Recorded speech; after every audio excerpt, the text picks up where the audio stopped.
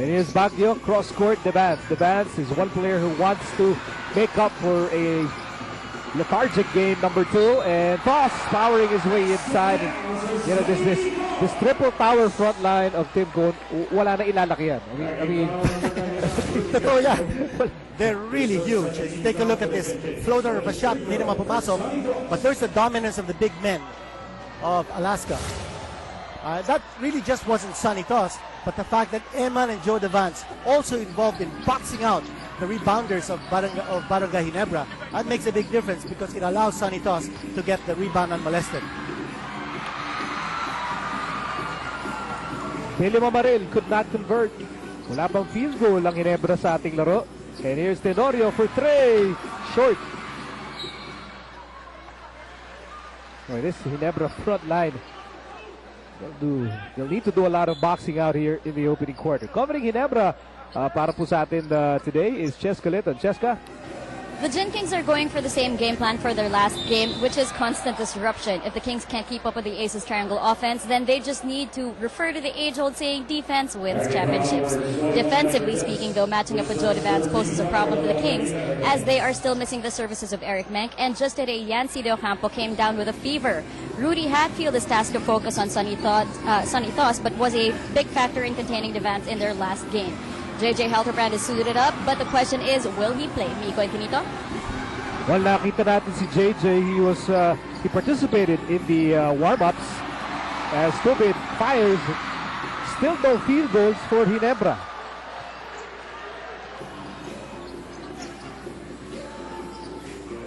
Pero tama si Cheska, JJ Helterbrand is in uniform.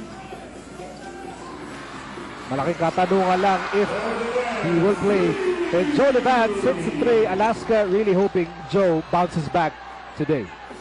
Well, we're seeing Barangay Ginebra playing with a zone defense very early in this game. And I think the recognition on the part of Alaska, seeing that, will allow Joe Devance his opportunity to score from the outside. Here's Tubin. Shot clock down to 8. And Cortez. And here's Devance on the move. And Joe Devance is too big para kay Willie Miller. And it's a 9-1 start para sa Alaska dito sa ating do-or-die Christmas Day ball game. Back in a moment. Kumpiyansa naman si Coach Tim. If they keep the same pace and their poise, they will, malaki yung chance nila maski pa ganun-ganun lang yung laro. We were on target defensively. Mabuti nagkataon na ng maganda yung offense namin. Nagdoble ba? They stepped up to play. We just missed a lot of foul shots, but at least we were able to defend. Yun ang importante naman yun.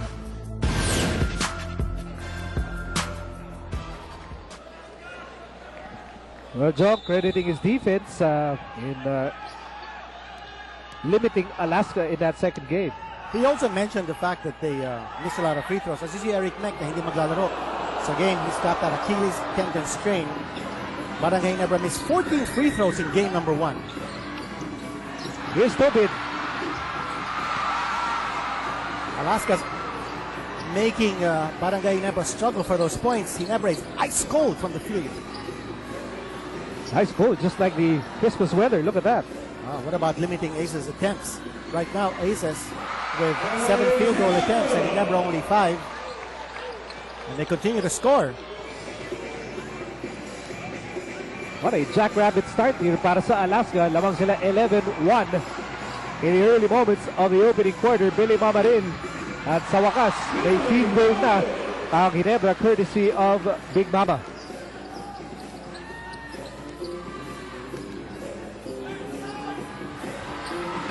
But Joe Devance quickly answers back with a 3. And Joe Devance already with 8 points. That's already one more than what he scored in game number 2. And we totally expected Joe Devance to come up with a better game.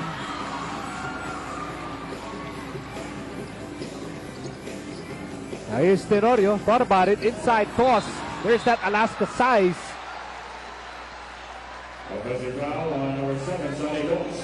So offensive foul laban kay Sanitos. Covering the Alaska Aces para sa atin, Dominic Goy, Dominic Balita. For the Aces, they want to do a better job in executing, especially on the 2-2-1 full court zone that the Gin Kings have done against them. Also get more attempts off that because they only had 68 attempts in game number 2. Also a better job on Wilson, Rudy Hatfield, and the Spark on defense. Also limit the assists of the Gins because every time they win the ball game, itong Barangay Ginebra has more than 25 assists. Also, they said to get a good start because 80 to 90% of the teams that win knockout games have a good start. Up to pa. Eh, ganyan na ganyan ang ginagawa ng Alaska ngayon. An excellent start dito sa ating rubber match. Mark Aguiwa is in the game para kay Mike Cortez. We saw a change in the defensive position here of Barangay Ginebra, and they played man-to-man defense, got the turnover. And you see, pagpasok ni Mark Aguiwa, may nangyayari, no? He's really the spark, living up to his moniker.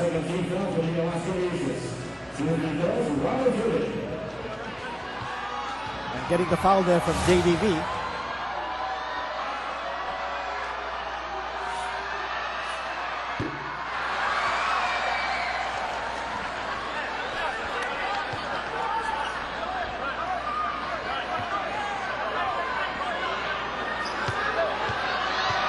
A frigid start para dito sa Ginebra.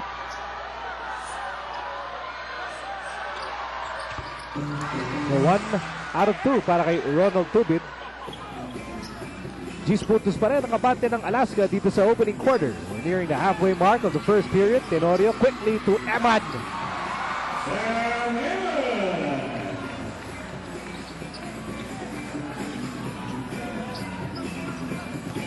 Truly is an impressive opening quarter onslaught here para sa Alaska. Another miss from outside, and here's Jody Vance again. Jody Vance already in double figures with 10 points. He has 6 more points than the entire Ginebra team. And Nico, the key here is controlling the boards. Alaska dominating the defensive boards, pitching the outlet, and getting pace on the ball that they're able to score in transition. Boy, that Alaska size really bothering Ginebra at this point. It is Baguio, and he is hammered, and he will take 2. It's also a different kind of game that Alaska's playing here. With their size advantage, they're able to control the defensive boards. Then they're not waiting to set up offensively. They're not waiting to set up that triangle offense. They're looking to score in transition. They're looking to score a lot of points.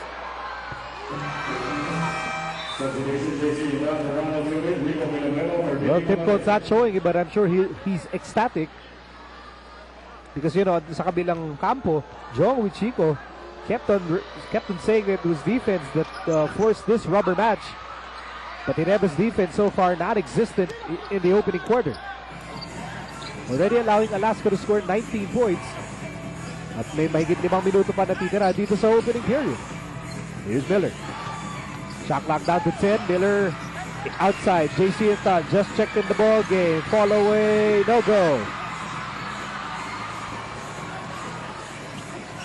Baguio. Tenorio. Tenorio goes left. Runner is good.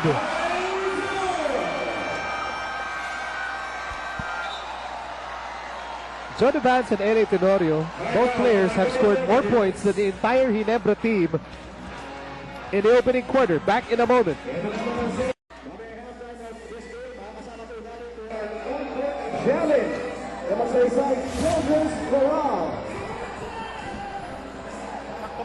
Well, for the NBA fan, if you have NBA Premium, it's like Christmas every day.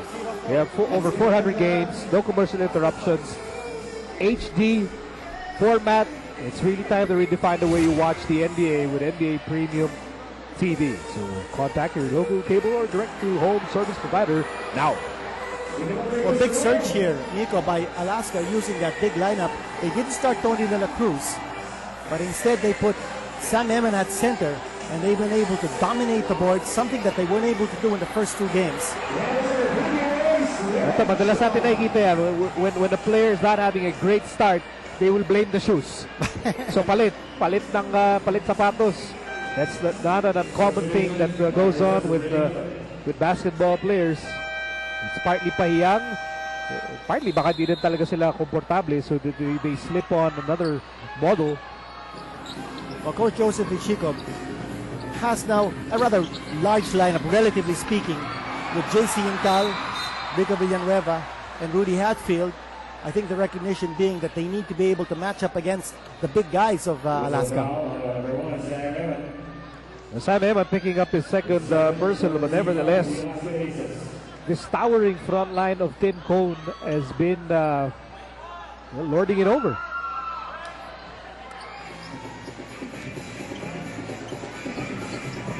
Here's a zone defense being played by Alaska.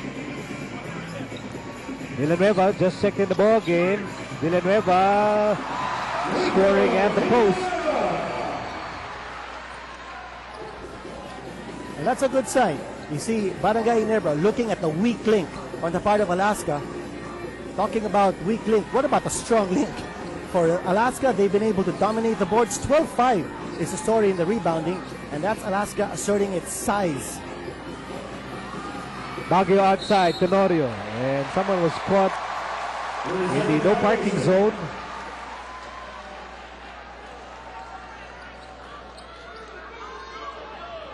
So Ginebra trying to manufacture momentum with 4:42 remaining in the opening quarter. It's been Alaska so far, all Alaska. Labang po ang Aces, 21-6. Intal on the left side. Intal to Cortez. Mike Cortez slicing through.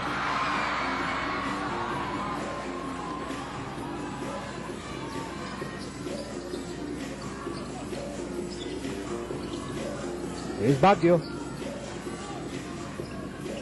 Tough shot, turn around.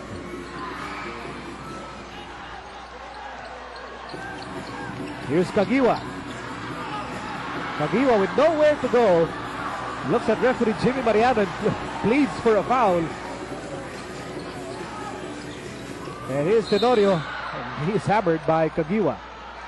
And let's see whether they're going to give 2 free throws here to LA Tenorio. Trying to fish for them. That's it. They're going to give him 2 free throws. Smart move on the part of LA Tenorio, who's playing with that kind of poise we were talking about. And Mark Kagiwa was still chatting with referee Jimmy Mariano. I think Mark's telling to referee Mariano, I was asking for a foul. And referee Mariano replies, but I'm not Santa Claus. Well, you have to play on. If the referees aren't going to make that call, you can't stop and argue because that game is going to go on.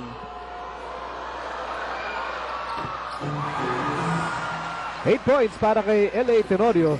So John Vance with 10, Tenorio with 8. Alaska with 23 points so far in the opening quarter. Well, Alaska also with 4 fast break points so far. Ginebra not a single fast break point. And you know that Ginebra was awesome in transitioning game number 2. Shot clock down to 5 and Hatfield attacks. Patuloy pa rin inaalat ang Ginebra dito sa opening quarter, but Rudy Hatfield will go to the free throw line. Well, the positive sign for Ginebra is that they're now going to the line. They're getting their free throws. Important, of course, that they make those free throws. The foul was against Reyna Lugnatan. Lugnatan has had to deal with injuries all throughout the All-Filipino Conference. We have some technical difficulties with our shot clock. Okay, meron tayong inaayos with the shot clock, which is located on top of the goalposts. Ayan, nakikita nyo yan on your screens. Both shot clocks on the Alaska side, the Ginebra side, we'll try to sort it out. Now, Ginebra po ang suki basta araw ng Pasko. Well, they've got a very good record in the Cuneta Astrodome and the Araneta Coliseum when it's Christmas Day. They've won, what is that now? They've won 5 out of 6? That's right. 5 out of 6 Christmas Day games. Ginebra has won. But medyo delikado sila dito. They've got a big mountain to climb at this stage. Anyway, it's still a new ball game, relatively speaking. We're still in the first quarter.